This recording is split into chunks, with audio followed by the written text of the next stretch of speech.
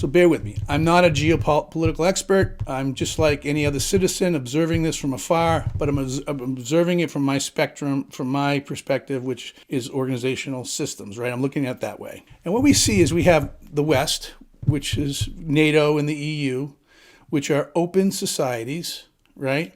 That are democracies for the most part. And they have people in those, in that system, right? That love, like freedom. Right? They want to make their own decisions about where they work. They want to make their own decisions about how they live.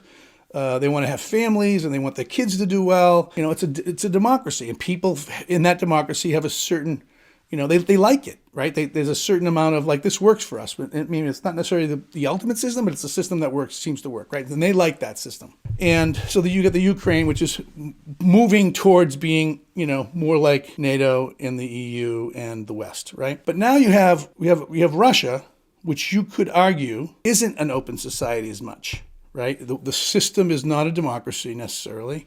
There's a few people that have most of the wealth. They still behave a little bit like a democracy. But what we're seeing from their leaders is a totally different perspective.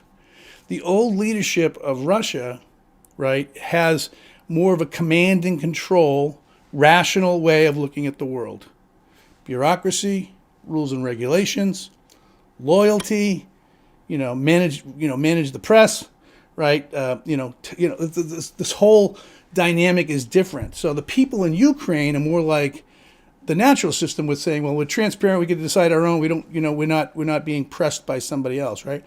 So just like a manufacturing firm that has rules and regulations and protocols and procedures, or any organization that has those things, right? And they're hiring a new order of people, a new younger generation that have different values and want to be self-actualized, right? That's not going to work, right? So a young lawyer who wants to go work for a law firm or wants to go work in law is going to go to a firm that has all these rules and regulations and the systems that don't work for them. It's the same thing that's going on now. Russia, the boss, if you will, is demanding that these employees, the Ukrainians, toe the line. And what happens is they can't admit that there's a different way of doing things.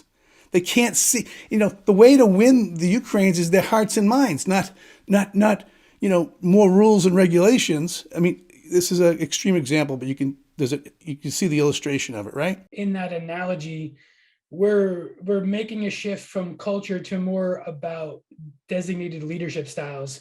More, if you take, for example, Russia would be more a transactional leadership style, where maybe the West is possibly more transformational leadership.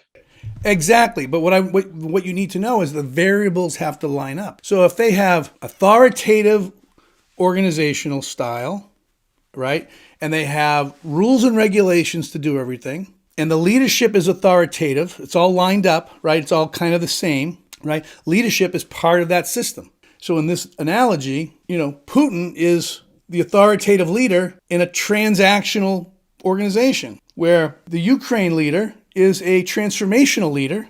Listen to what he says on TV and listen to how he's leading these people through that, and how he's called people to action, right?